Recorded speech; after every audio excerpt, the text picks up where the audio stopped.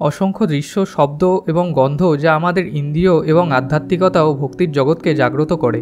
পবিত্র মন্দিরে প্রবেশ করলে আমরা এটাই পাই।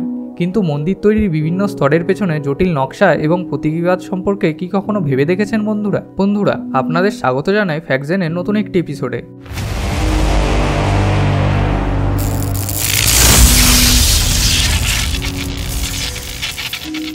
আজকের এপিসোডে আমরা মন্দিরের 7 স্তরের সম্পর্কে জেনে নেব।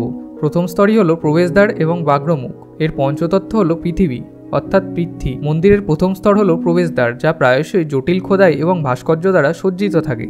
এটি বাগ্রমুখ নামেও পরিচিত, যার অর্থ সিংহের মুখ। সিংহ সাহস এবং শক্তির প্রতীক, এবং এটি আমাদের সকলের মধ্যে বসবাসকারী ঐশ্বরিক শক্তির প্রতিনিধিত্ব করে। এই প্রবেশপথ দিয়ে যাওয়ার সময় আমরা জড়জগৎকে পিছনে ফেলে ঐশ্বরিক জগতে প্রবেশ করি। তৃতীয় স্তর হলো কম্পাউন্ড এবং তুলসী বৃন্দাবন। পঞ্চতত্ত্ব হলো পৃথিবী এবং জল। মন্দিরের দ্বিতীয় স্তর কম্পাউন্ড, যা দেওয়াল বা দরজা দিয়ে ঘেরা। এই অঞ্চলটি প্রায়শই সবুজে ভরা থাকে, যার মধ্যে একটি পবিত্র তুলসী গাছ অন্তর্ভুক্ত আছে। হিন্দু ধর্মে তুলসীকে একটি পবিত্র উদ্ভিদ হিসেবে বিবেচনা করা হয়, কারণ এটির ঔষধি গুণ রয়েছে বলে বিশ্বাস করা হয়। এটি দেবী লক্ষ্মীর সাথে সম্পর্কিত। এই কম্পাউন্ডটিতে বিভিন্ন দেবদেবীর উদ্দেশ্যে নিবেদিত বিভিন্ন ছোট ছোট মন্দিরও থাকে। মন্দিরের তৃতীয় স্তর হলো জলধার এবং প্রদীপের সমারোহ। এর পঞ্চতত্ত্ব হলো জল এবং আগুন। এই জলধর বা কুণ্ড, যা পবিত্র জল বা অমৃত দিয়ে ভরা থাকে, এই জলের শুদ্ধিকরণের বৈশিষ্ট্য রয়েছে বলে বিশ্বাস করা হয়, এবং বিভিন্ন আচার অনুষ্ঠানের জন্য এটি ব্যবহার করা হয়। কুণ্ডটি প্রায়শই প্রদীপ দ্বারা বেষ্টিত থাকে, যা আমাদেরকে সকলের মধ্যে ঐশ্বরিক আলোর উপস্থিতির প্রতীক হিসেবে জ্বালানো হয়। এই স্তরটি জলের উপাদানকেও প্রতিনিধিত্ব করে, যা শুদ্ধিকরণ এবং পুনর্জন্মের সাথে সম্পর্কিত। মন্দিরের চতুর্থ স্তর হলো ক্ষেত্রপাল দেবতা এবং মহাদ্বার। এর পঞ্চতত্ত্ব হলো আগুন। মন্দিরের চতুর্থ স্তর হলো উত্থিত বর্গক্ষেত্র বা মণ্ডপ, যা বাইরের প্রাঙ্গণ এবং অভ্যন্তরীণ গর্ভগৃহের মধ্যে একটি স্থানান্তর বিন্দু হিসেবে কাজ করে। এই অঞ্চলটি ক্ষেত্রপাল দেবতার উদ্দেশ্যে উৎসর্গীকৃত, যা মন্দিরের রক্ষক বলে বিশ্বাস করা হয়।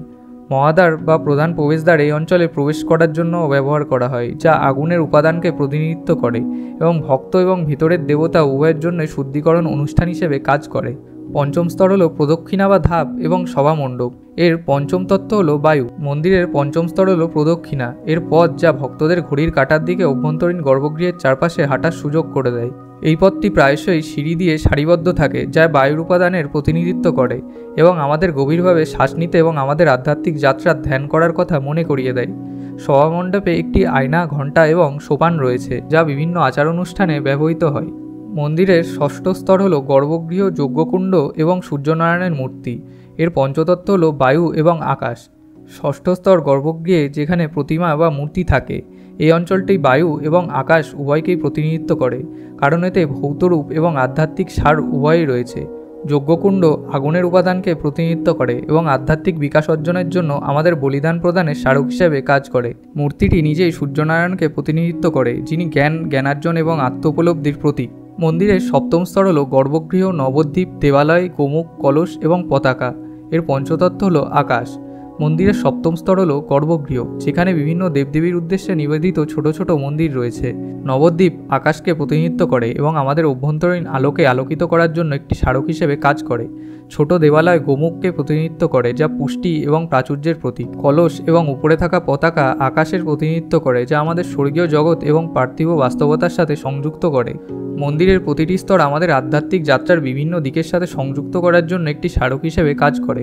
সাহসী সূচনা থেকে আলোকিত সমাপ্তি পর্যন্ত এই স্তরগুলি বিভিন্ন উপাদানের প্রতিনিধিত্ব করে, যা আমাদের শরীর, মন এবং আত্মাকে পবিত্র করতে সাহায্য করে। আমরা যখন শ্রদ্ধা ও ভক্তির সাথে এই স্তরগুলির মধ্যে দিয়ে এগিয়ে যাই, তখন আমাদের মনে করিয়ে দেওয়া হয় যে আমরা সকলেই নিজেদের চেয়েও বৃহত্তর কিছুর অংশ। বন্ধুরা, এই ছিল মন্দিরের প্রধান 7টি স্তরের ব্যাপারে কিছু তথ্য। আপনাদের যদি ভিডিওটি ভালো লেগে থাকে তবে একটি লাইক এবং শেয়ার করে দেবেন। আর এইরকমই আরও নতুন নতুন অবাক করানো ফ্যাক্টসের গল্প শোনার জন্য আমাদের চ্যানেল ফ্যাক্টজেনটিকে সাবস্ক্রাইব করে বেল আইকনটি প্রেস করে দেবেন।